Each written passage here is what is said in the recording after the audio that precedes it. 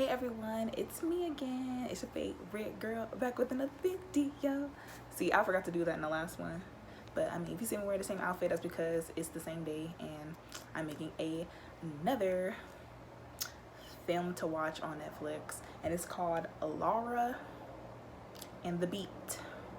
And now this is an African film. See, I did another African film review. Sylvia, you can go watch that one. I feel like a couple people dislike that, and I was just like, okay, like, wait, y'all want me to review the African movies? Why not? Anyway, so I was watching Lara and the Beat, and this movie was really interesting. It starts off with the two main characters, their sisters. It's Lara and I don't know if it's pronounced Dara or Dara. I'm just gonna go with Dara because it was Lara and Dara, and they're both sisters. Already said that, oh my god. And they live this really lavish lifestyle. You know, they're like heirs to a company that their parents started, and you know, they live this like the one sister, her name's Lara. She's very like into social media. She has like 3 million Instagram followers. She's like an influencer, you know, and she's very rude. Like, she's very just like she treats her servants like crap. Like, she's very like, she's one of those rich people that make that look, that when you think of rich people, you'd be like, oh, they so fucking rude. She was just like, this looks ugly, and didn't I tell you to go do this and fetch me fetch me a margarita. Like, she was very just like, now do it. Like, she was very on. Her energy was very just rude, disrespectful, versus her sister Dara was very like, you know, calm, cool, collected. She always said thank you to, you know, the drivers that drove them around, and like the people that, you know, worked for them liked Dara because she was very like, even though she was rich, she didn't act like she was above anybody, versus how her sister acted, which was very like, I'm rich and you're not, and you're here to serve me and I don't care, blah blah blah. And Dara wasn't like that, so they preferred Dara over Lara. And so what ends up happening is and also Dara was really wanting to be in the company. You know, she wanted to know what she wanted to be involved with the company that, you know, they inherited or whatever. And Lara was kind of like, oh, why can't you just let our uncle handle it? I had an uncle named, I think his name was pronounced Tundi, and basically their Nigerian's version of the IRS came to their business meeting one day and was just like, oh, basically like they told them that they had to get out, and like this business was under like review and stuff because of tax evasion.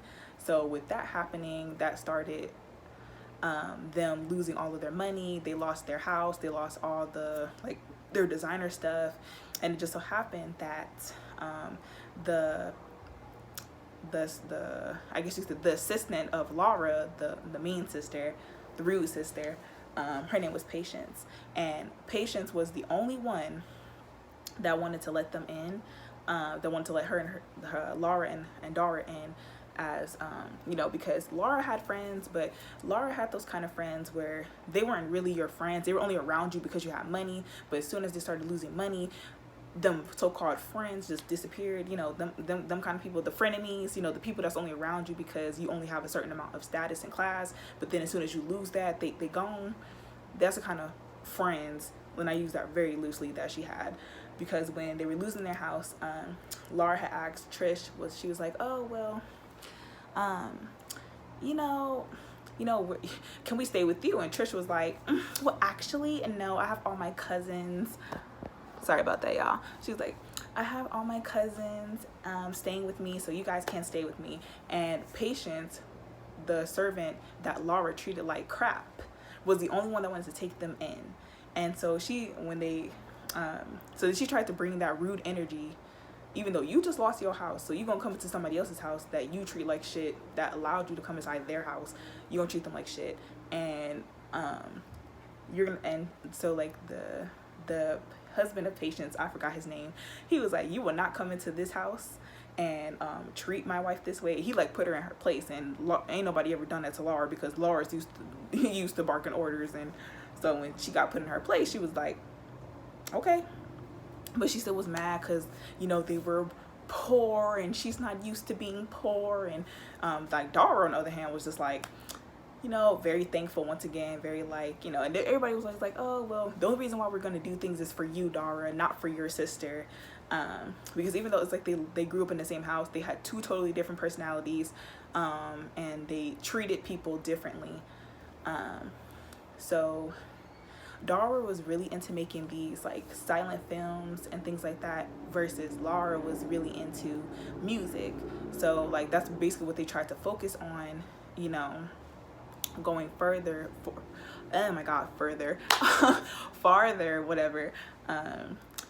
They were focusing on music and films, you know, to try to get some money so that way they can go back to the lifestyle that they were used to.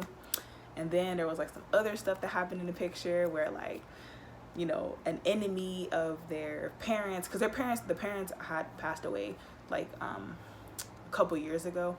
And so like, you know, oh, and then an uncle ended up trying to flee the city, you know, when they got over the tax evasion thing. This movie was a whole mess, but it was interesting. Like I said, I never go into what happens at the end, but that's just a little gist, a little glimpse of some things. If you want to see it, once again, it's on Netflix. It's called Lara and the Beats. It's an African film. And it's like, I notice a lot of African films have been being recommended to me, and I don't mind like reviewing them. Like, who cares? Like, African or like African Black, it's still the same. It's just different versions, but it's still the same. Like, still supporting Black films, whether they're African or African American, it don't matter. So, you know, and I love their accents anyway. Like, it's like the way they pronounce things, I love it. Like, it's just it's nice, you know. So yeah, you guys want to see that, once again, it's on Netflix. And let me know in the comments what you liked about it, if you've seen it, if you do plan on seeing it. And yeah, you know, that's that on that. And with that, bye.